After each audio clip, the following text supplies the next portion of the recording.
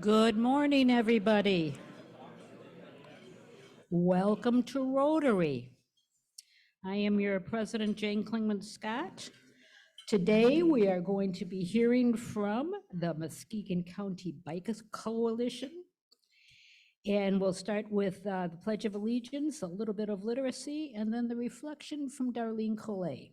So let's start with the pledge.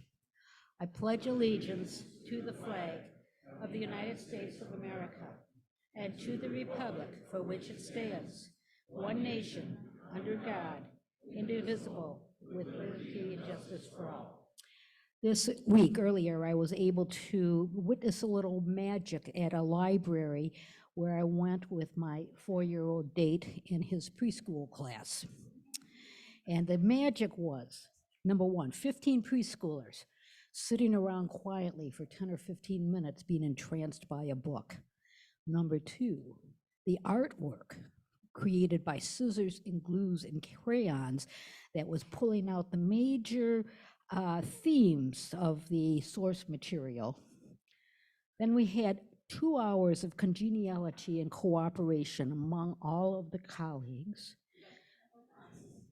And finally, grandmas and grandma-like people were able to get down on the ground and then get up again with no assistance.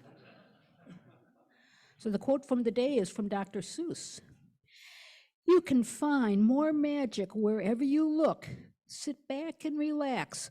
All you need is a book.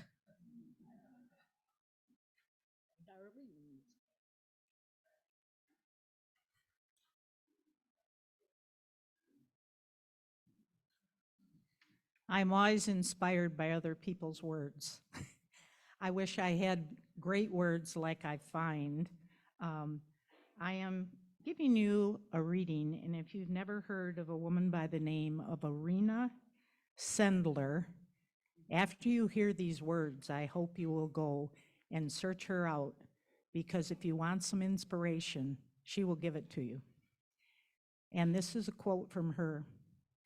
After World War II, it seemed that humanity understood something, and nothing like that would happen again. Humanity has understood nothing.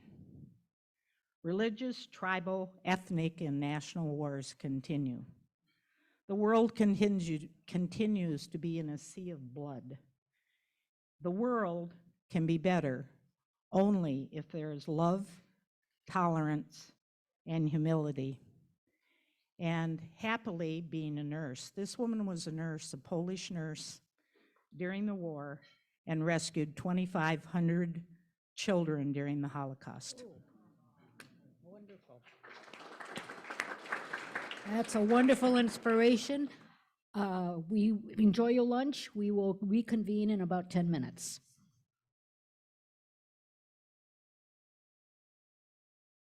Introducing our guest. So if you've bought a guest, please come up to the front.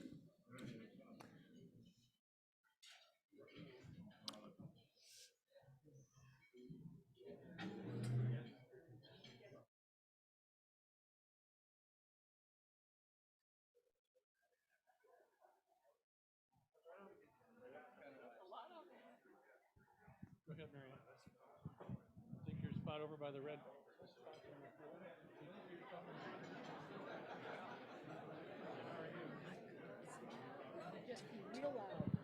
Yeah. Hi, everybody. My guest today is Jerry Kuster, and he is interested in finding out more about Muskegon Rotary.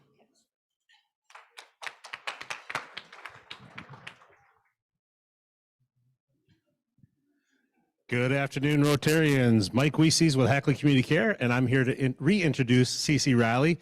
Cece was here 2 or 3 weeks ago as a guest of Health West, and she has since transitioned to being the Associate Director of Communications and Marketing for Hackley Community Care, and also has her application in to be a Rotarian.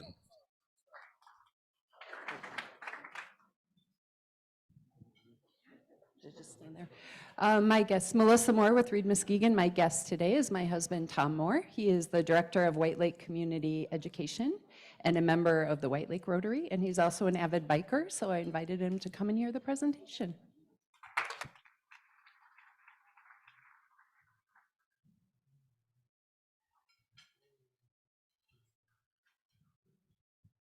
Good afternoon, everyone. My name is Larry Sanders. I'm a new member with Rotary. And today my guest is Keisha Sanders. She is with Big Brothers Big Sisters. She's the program director. And I also have Chloe Brazil. She is the executive director with Big Brothers Big Sisters.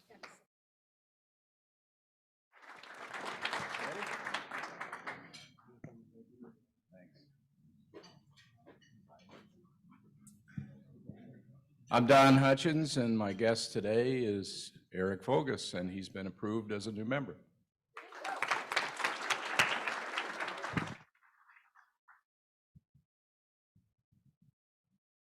Hi, everyone. John Noling here. My guest is Stacy Kennedy. She has also been approved as a new member, and we're hoping to induct her next week.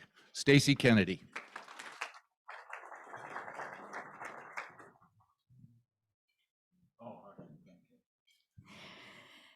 Hello, my name is Annette Jack, and I'm happy to have as my guest today Bill Utrick. He is the pastor of First Lutheran Church on Whitehall Road, and fortunately for me, my pastor.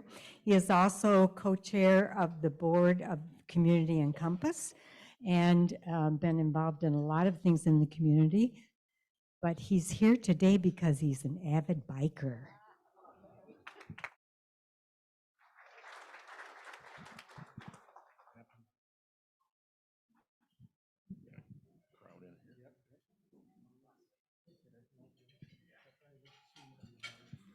Hi, my name's Rob Taylor, and you're probably gathering that there's a theme here today, something about biking. Big shout out to Bill Utrick. He's been a big supporter. He lets people park at the church there to use the Berry Junction Trail. And with me are my fellow board members.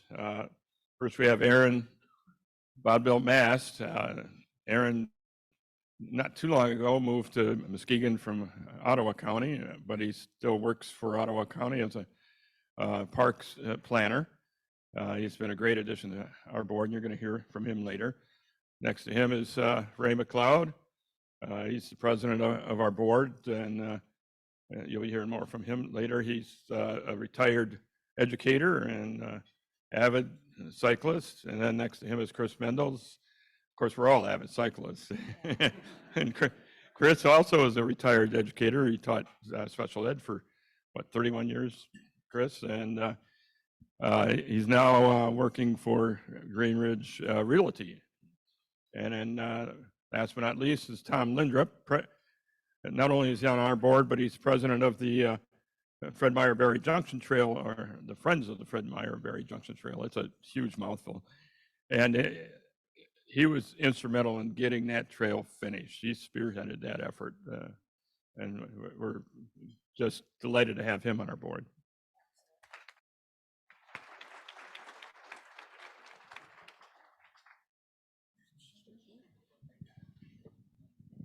Here, sneak on in. Good afternoon, Rotary. I can ride a bike. Please join me in welcoming our guests from Montague High School.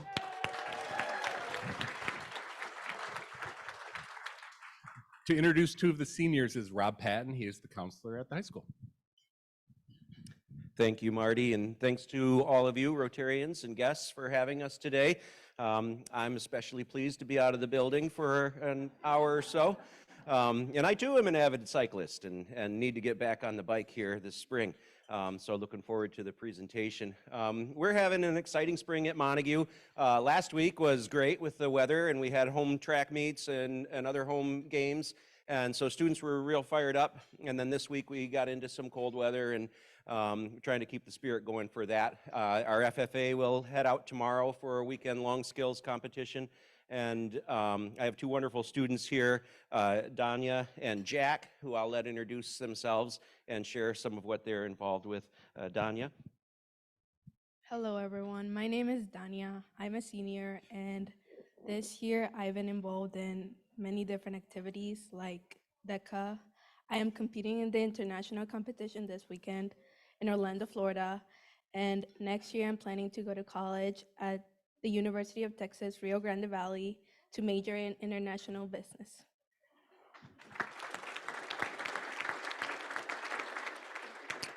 My name is Jack Aragati, and I am part of my school's National Honor Society program where I play a big role in the tutoring. I'm usually tutoring 4 to 5 days after school per week. I currently planned on attending Michigan University. And this year I took a very ambitious schedule. I'm currently taking 5 APE classes. Oh, and I am majoring in engineering at Michigan University.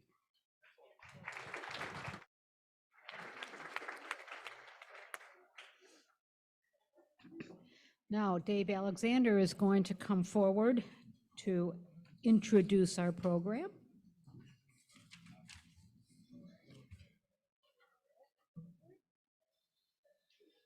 Thank you, President Jane.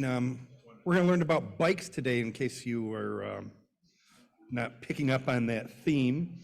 The program is being presented by the Muskegon County Bicycling Coalition. The organization is a group of bike riders who have been advocating for the past 7 years for all people who want to ride bikes in our community, whether for transportation, whether for recreation, or, as most of us, just plain fun. During that time, they have organized various programs and worked with local governments to improve the safety and rideability of our county roads. We're going to bring back up Rob Taylor, our member in Rotary since 2016. He has a background as a retired business process improvement specialist at BASF, and then in consulting for the last 41 years before retirement.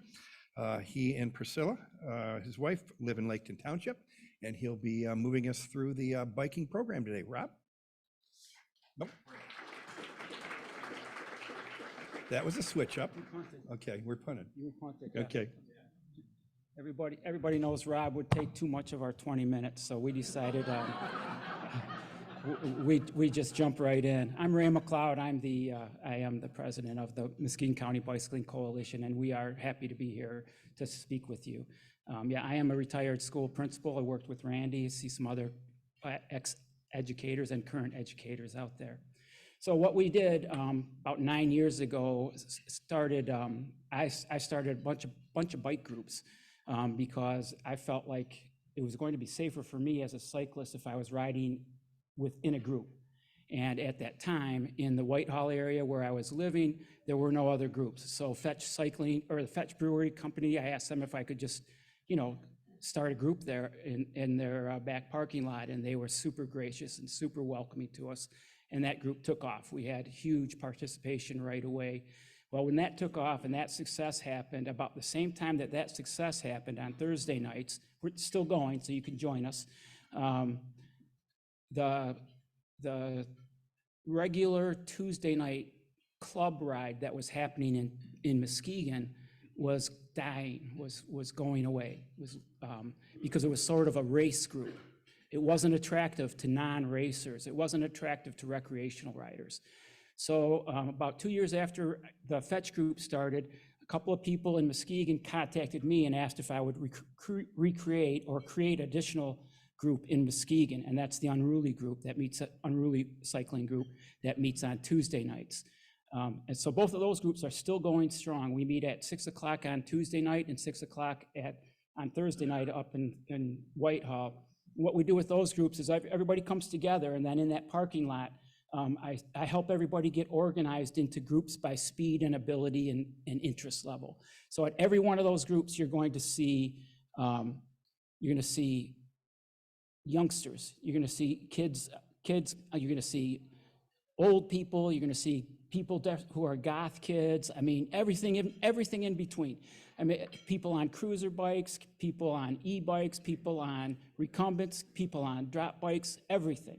So everybody is welcome, and we just go out for a good ride, and then afterwards, of course, we refresh ourselves at Fetch Brewing Company, and Unruly Brewing Company. Some people say we're drinkers with biking habit, others reverse that around.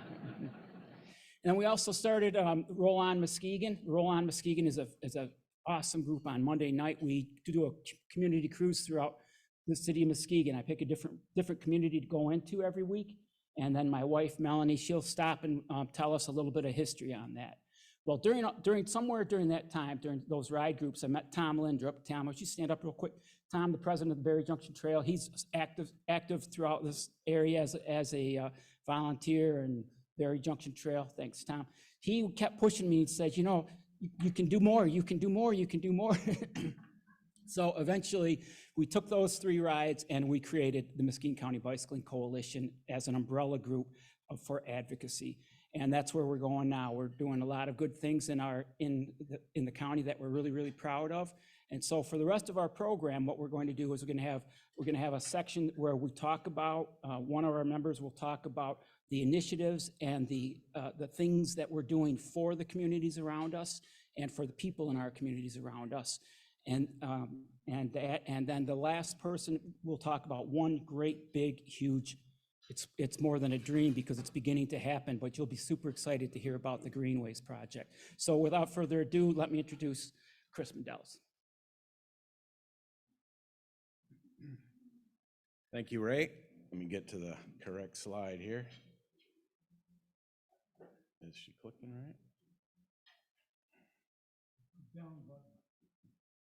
Those 30 years of education didn't set into me yet. Yeah.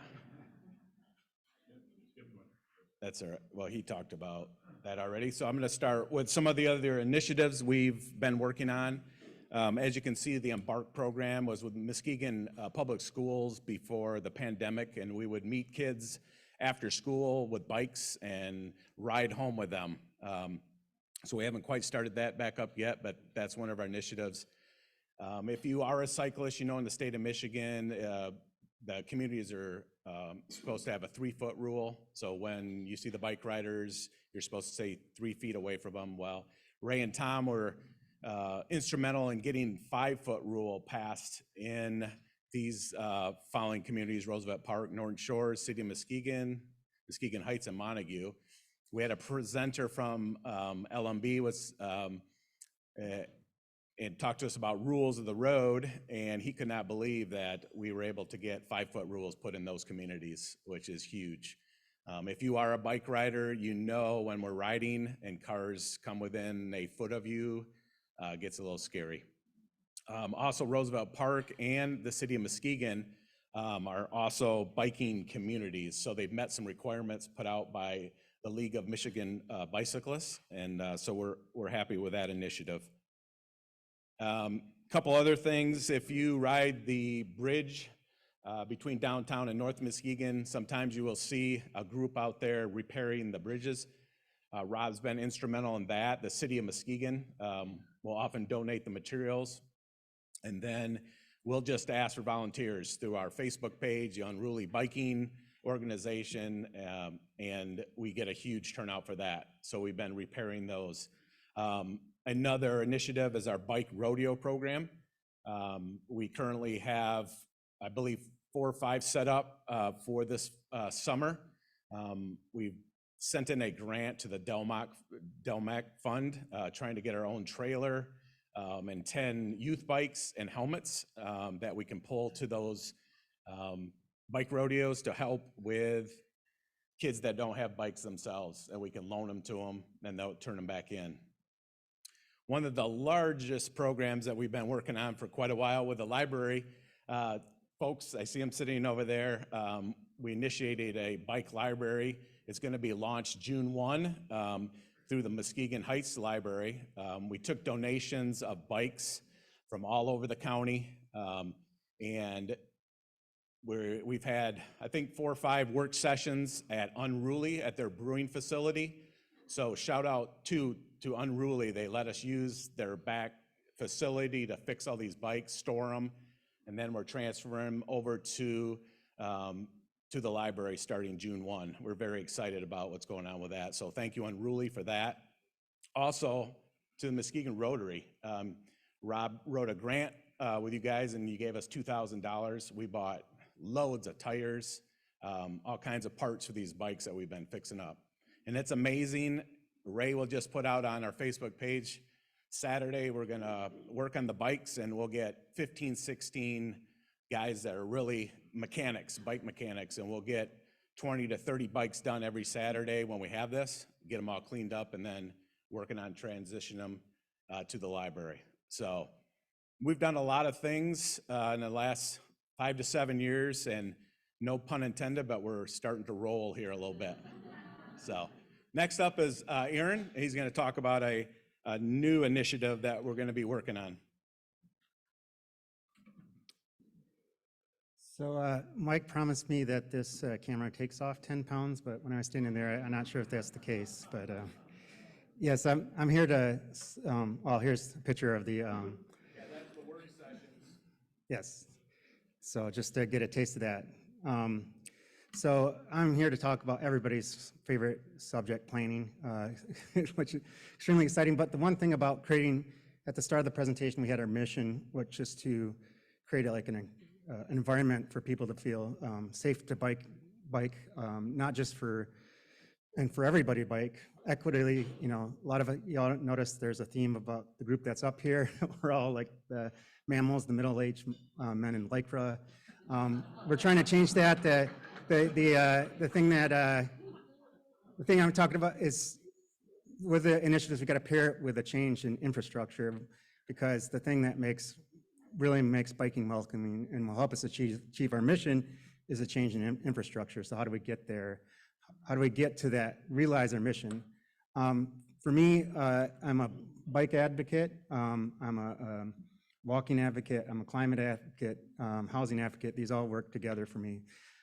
So the thing is, the way a lot of our infrastructure is designed, it's more car-centric. Cars are great when you need to get to the places you need to get to, but you know, you want to give people choices. So if you don't have a car, or don't want to have a car, or can't drive a car, you can get to the places you need to get to, not just for fun, but for your, you know, a life. So So that means trying to create mobility for all, especially in our urban core. You know, we have the great urban core here in Muskegon, and change that mindset. So part of the background is, while, you know, by far in America, cars are far and away the main method of transportation, but there's a lot of people that leaves out. That's millions, not just a few, but millions, and that includes, as the screen shown, this was a great picture showing just the kind of, if you, my neighbor, for instance, he still drives, Paul, he's in his 80s, but he has an electric wheelchair now, and he rides from his house over by Cruzy Park, where I live, all the way to the farmer's market on his electric wheelchair. And most of it's great. The other day I was riding by him and he was on Beach Street in the bike lanes, which is perfectly fine, but I'd like it to make it even safer. So if his wife, Maureen, got an electric wheelchair, maybe she'd feel comfortable enough to do it. And that's kind of where the design comes in. So, statistically, the urban core of Muskegon is actually, some parts of it are far fewer households that own cars than other parts, you know, the national average. And here, this is a picture of Norton and Seaway. You can see this is from Street View, Google Street View. There's people always crossing that. I try to take pictures when I see people biking or walking, and I just saw like 2 young kids crossing the street from the Heights side over to, you know, McDonald's or Meijer. It's extremely nerve-wracking, extremely Jason's. How can we make it better so, you know, our kids, seniors, and everybody feels safe getting around this way? So while biking infrastructure is part of that story, it's not the only thing that will make like this biking infrastructure successful. So it's especially for the policymakers here and the staff members here, it's not just we build a bike lane and people will start using it like crazy. You got to have density, you got to have housing, you got to have places to go to, destinations to go to make it worthwhile, and within a close distance. Transit's part of that as well. But one of the things about this is to create a really livable, vibrant community, in our urban core, it's really an essential thing. And it's not just from quality of life, like, studies show that asthma rates are a lot higher near highways and stuff like that, busy streets. It's also an economic, important economically, because studies show that bikers and pedestrians are better customers than people in cars. It might not seem that way, but people, if you just imagine in a downtown where people would walk by daily like a shop, they're much more likely to stop at a destination more spontaneously than in a drive that's going from one place to another. It's also more environmentally, the city of Muskegon just passed a climate emergency resolution following Montague. Kudos to them. But the #1 source of emissions in America today is not power plants, it's transportation. So electric vehicles are part of that story, but we can get there even faster and less expensive through this kind of infrastructure, this mobility infrastructure. So how do we get there? Again, to return to that, again, it's a multifaceted approach. It's not going to be by bike lanes alone or bike infrastructure or pedestrian infrastructure. It's a mix of policies, but what this discussion is about these main things in red here that we're focusing on. So just to go back to this greenways concept, I wanted to return to it. So what is a greenway?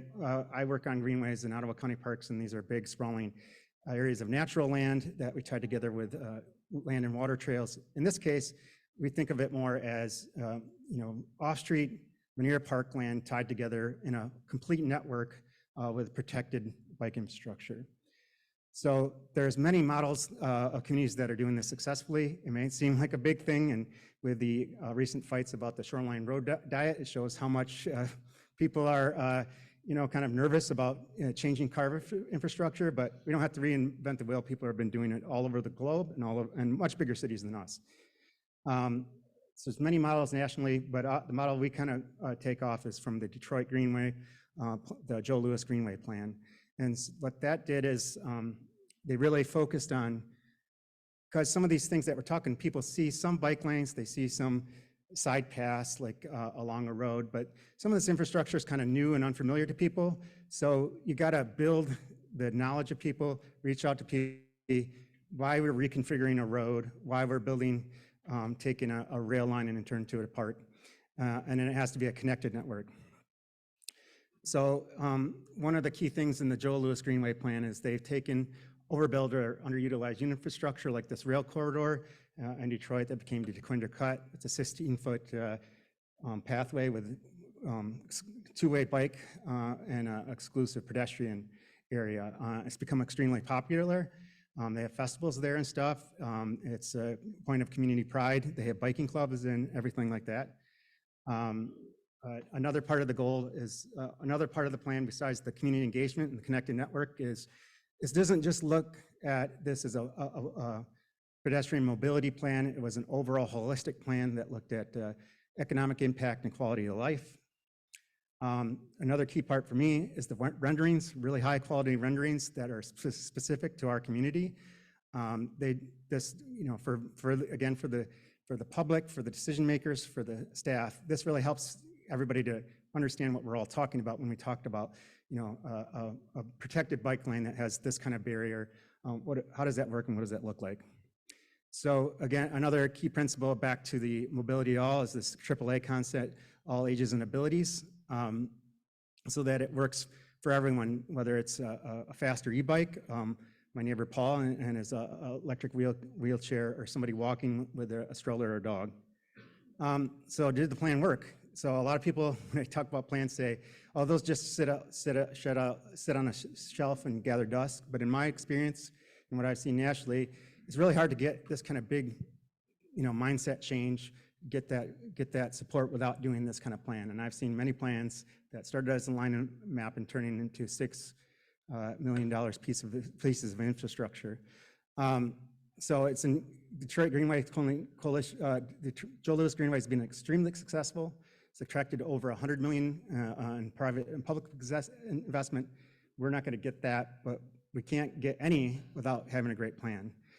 So can we do this here? Yeah, there's a lot of opportunities around town to retrofit existing infrastructure to create these kind of lanes, protected bike lanes and linear parks. Roosevelt Park is, this is a picture near there. They had a plan to take an area parallel to the rail behind Home Depot and the Cannon plant and turn that into a bike path, which is and someday maybe we could get all the way from the Muscatella Trail along Broadway to Dune Harbor Park this way. So the elements of the Greenway concept, to wrap up, you can kind of read them there. We're running out of time. The education, the renderings. They had over 50 public meetings for the Detroit Greenways. They had focus groups. They had a citizen advisory committee. This is how you get buy-in. It's not cheap. It's to do it really great. It's $250,000, but I think we can do it. If you put that money in it, it's going to pay it back. And we already got the Windsor Dicks on board they make sense to do this plan at the regional level because they already are a regional planning agency. They got some money committed. We're a fifth of the way there. We do have some connections to foundations in Grand Rapids we're hoping to reach out. There's others we'll call and see if we can get there. So if all goes well, it would start in fiscal year 23, either late this, fiscal year 24, either late this year or early next year. This is just an example map I created. The green lines, if you can see them, are what you can call greenways. It's completely conceptual. I find it's better to give something concrete for people to react to versus trying to think of it in your head. And I'm not saying this is what it should be. This is an example of how it could work. So you could get kind of from community to community and place to place all through. And we got these great amenities, these great bike paths that are already there. But there's just some places that I know, in talking to Kelly Kitchen, Muskegon Heights, she loves to bike the Muscatella Trail, but she can't get there from her house very safely, and she wants to be able to do that. So that's the end of our presentation. I guess we're ready for questions.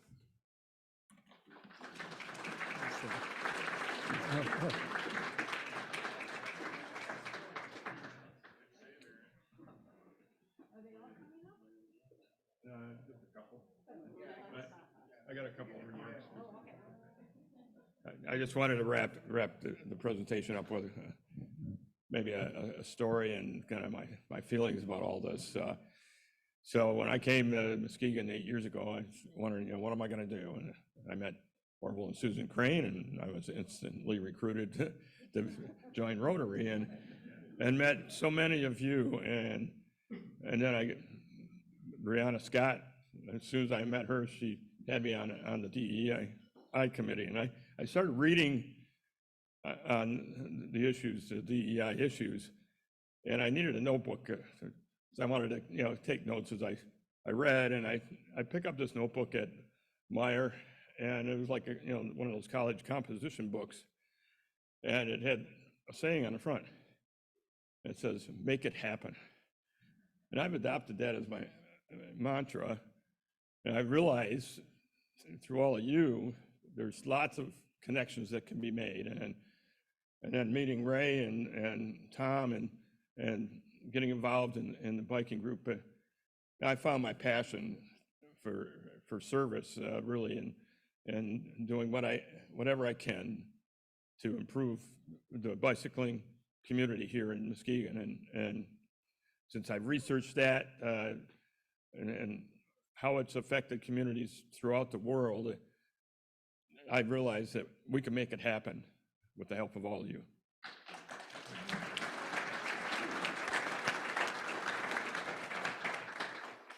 One last thing. You have these cards on your table. They have QR codes on them. If you want to support us, it goes to our website and to our donation page.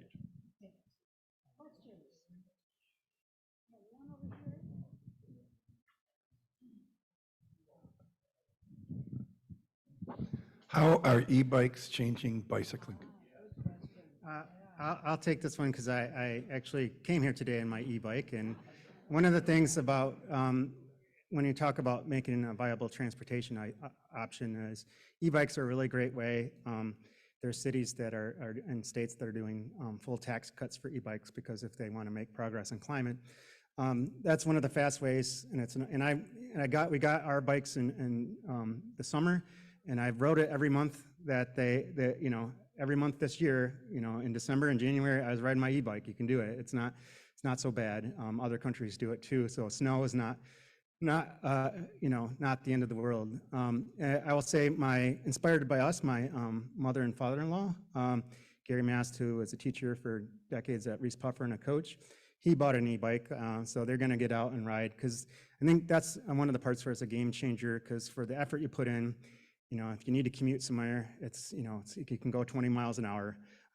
That's another reason it'd be better to have some on-street infrastructure, because then you're not have as many conflicts with that kind of with pedestrians and stuff. So that's what I've seen. I don't know if anybody wants to add it. It democratizes it a little bit.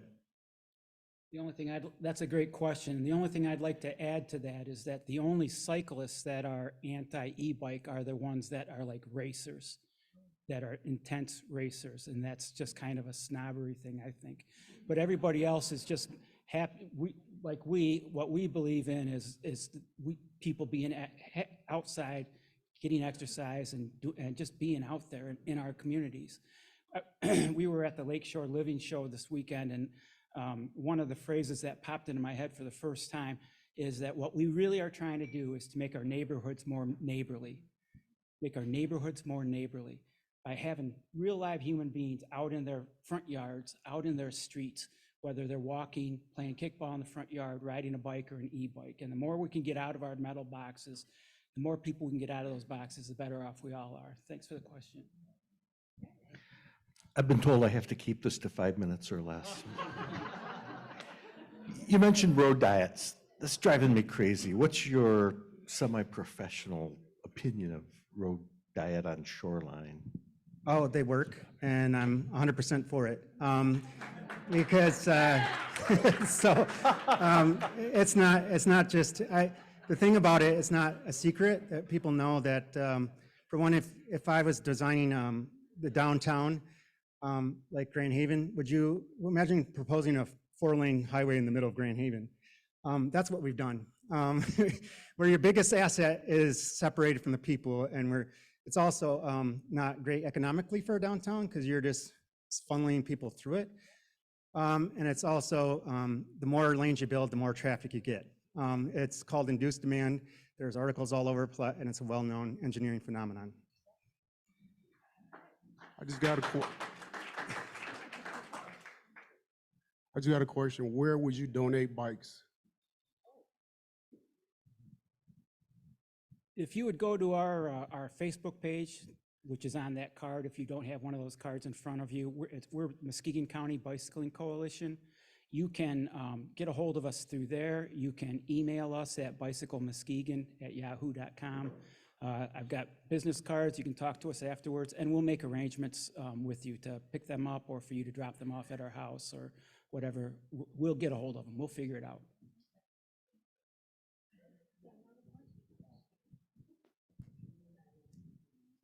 I'm a member of the MCBC also, and I just wanted to make sure everybody here heard that you don't have to be a professional bike mechanic to come volunteer.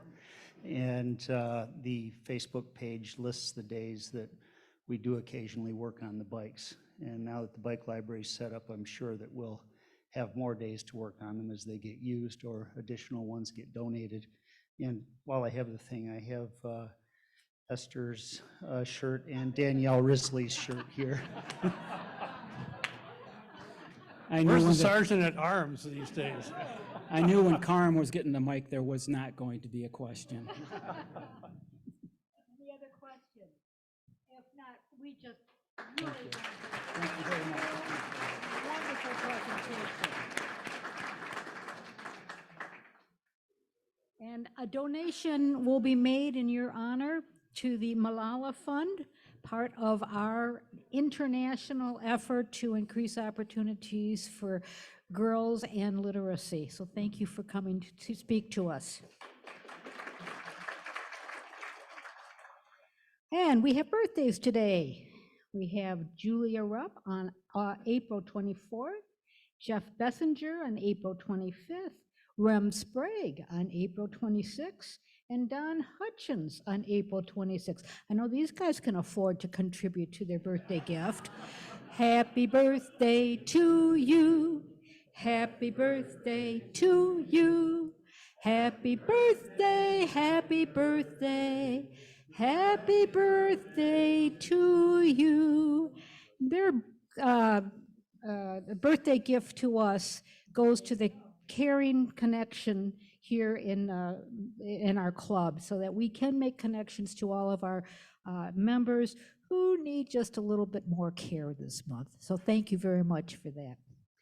And now we are having a Making the Difference video, and it is brought to us by West Michigan Environmental Action Council.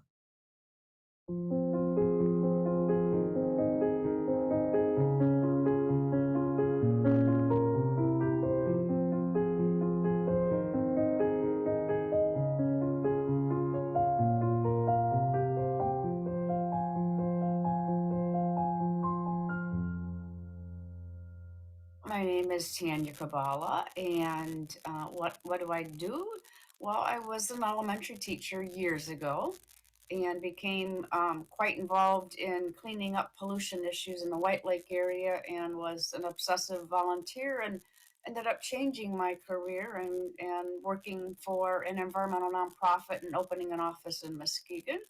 WEMEAC is West Michigan Environmental Action Council, and they're a really long-standing organization founded in 1968. And there have been people who have said, Tanya, we really need to do a better job of making sure people know where they can recycle, how to recycle, and, you know, is there a way that municipalities could work together so that we're working together to get recycling services, and we have, you know, lower costs. So several years ago, in 2021, the Community Foundation and Howmet Aerospace provided some funding for us to convene a group of countywide local elected officials and community organizations, educators, to start talking about what we could do to improve recycling.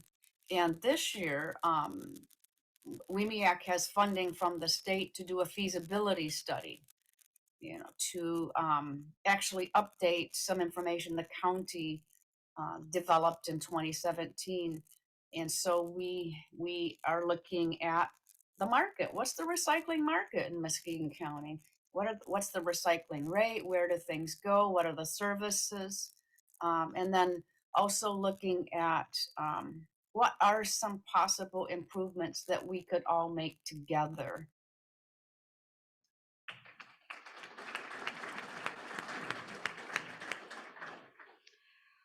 And one of our favorite things, I'm going to invite Don Hutchins to come up with Eric Vogus, and we will have a new member induction.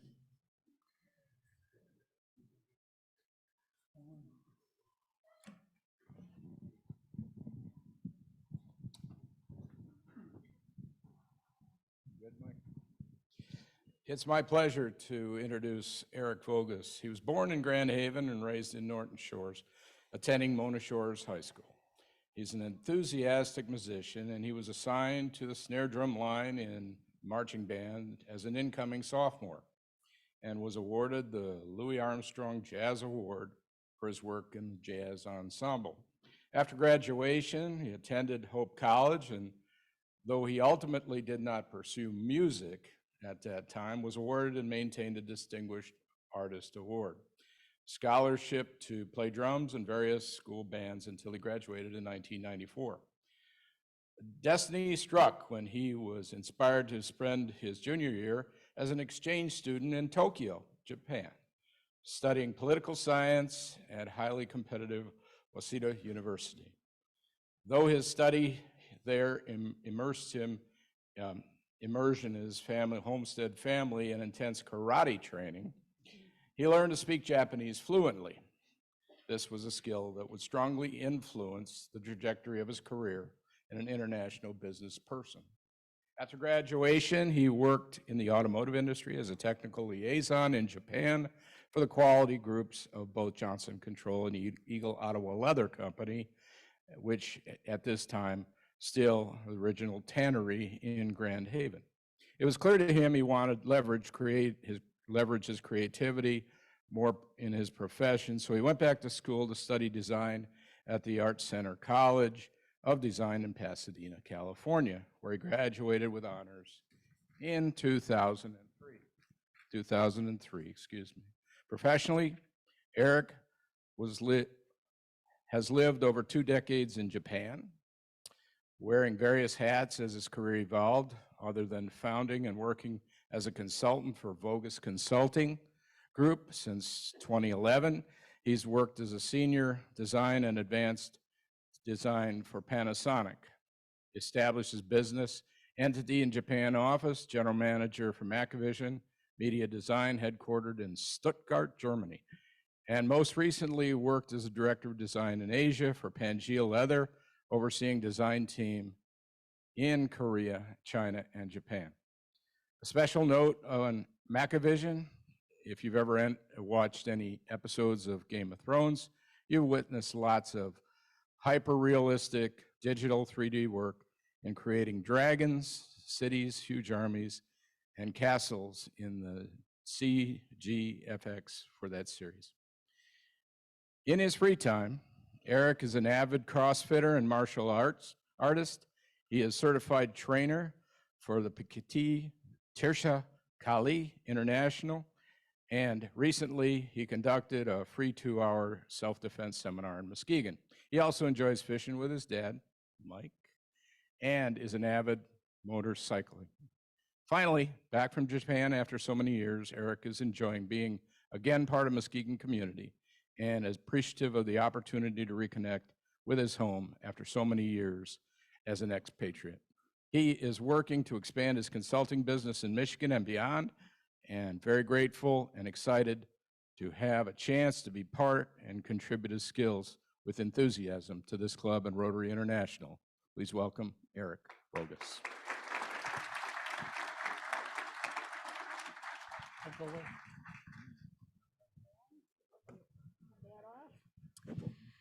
Eric. You have been selected for membership of the Rotary Club of Muskegon because of your standing in your vocation and in the community, and because of your personal qualities, which we believe will make you a great Rotarian. By joining the Rotary Club of Muskegon, you become part of a worldwide organization in business and professional leaders and fellowship to provide humanitarian service, to encourage high ethical standards in all vocations, and to create goodwill and achieve peace throughout the world. We accept you as a member because we believe you will adopt the high principles of Rotary as your own, and that you will do everything you can to fulfill your membership obligations as these become better known to you. There are, of course, many privileges in the membership, and I think you will quickly find that one of the most important of these will be your regular enjoyment of the friendship of like-minded individuals in an egalitarian atmosphere, not only in this club, but with Rotarians worldwide. Your proposer, Rotarian Donald Hutchins, will now present to you with the Rotary label pin, which should be worn at all times. This will remember that, right, everybody? Okay. This will identify you as a Rotarian and will assure you of a warm welcome in 36,913 Rotary clubs in over 200 countries as of 2022. And also your name badge that also indicates your classification. It'll be there. This is important as it signifies the vocation you represent, to which you are an ambassador to Rotary. So Rotarians, would you now rise? As I present to you our new member, Eric Vogus, and would you please make yourself known to him at the first possible opportunity and confirm in person this welcome. And now I ask you to support this by acclamation.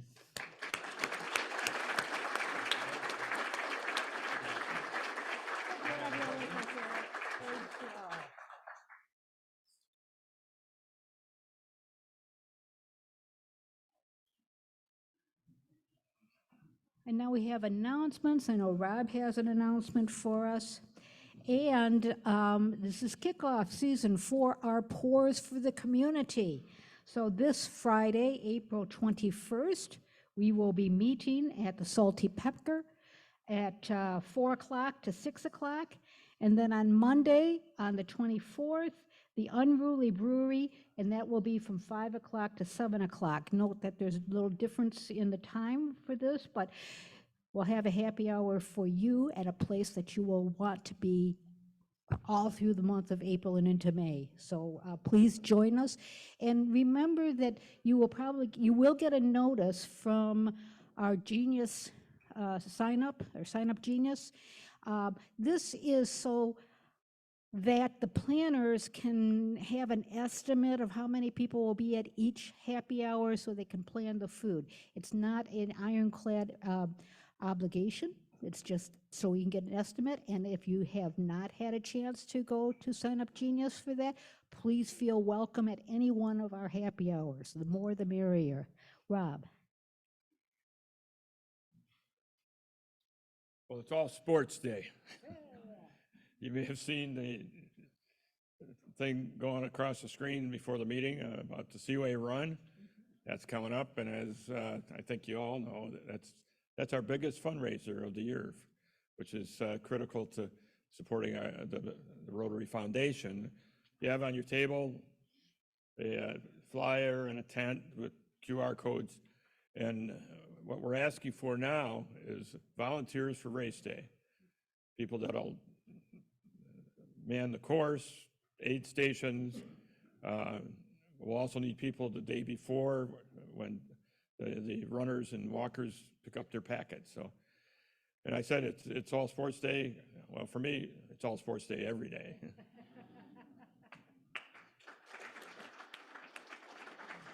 I see John lurking, so it must be he has an announcement too. Earth Day is Saturday, and you know our globe is in trouble, and our interactors are doing something about it tomorrow and Saturday morning at the new Harbor Dunes County Park. Tomorrow from 9 to 11, if you're available and you want to plant with us 125 trees from our Rotary Tree Nursery, we have 39 Interact students from North Muskegon going to be at Seminole parking lot at 9 a.m. tomorrow, planting for 2 hours till their school bus takes them back. Saturday morning, volunteer interactors from our other clubs and interested adults will meet at the Lincoln Street parking lot at 10 a.m. Saturday till noon. I know it'll be nasty weather, but dress for the occasion. We're going to plant another 125 trees at that end of the new Harbor Dunes County Park. This isn't the end of our tree planting. We are ordering 700 new seedlings to grow up to be nice trees to plant next year at other county and city parks. But this is our Interact activity project for Earth Day, and I cordially invite any one of you that can get out to the Seminole parking lot tomorrow or the Lincoln Street parking lot Saturday to help work with some younger members to plant trees that have a future in our own county park system. Thank you.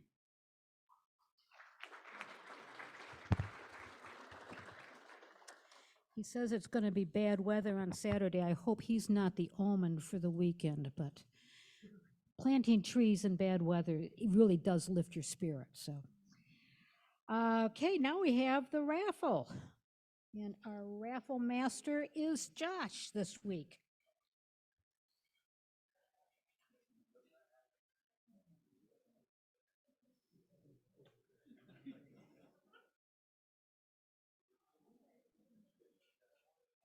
$20, 489. Whoa, yay!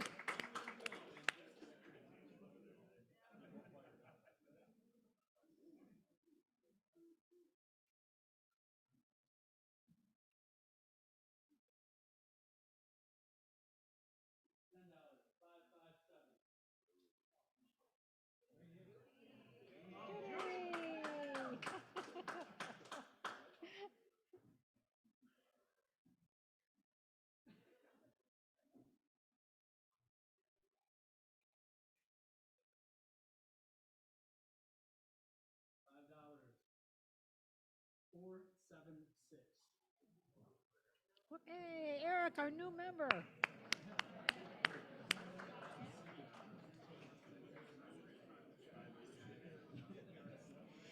And that was your initiation prize.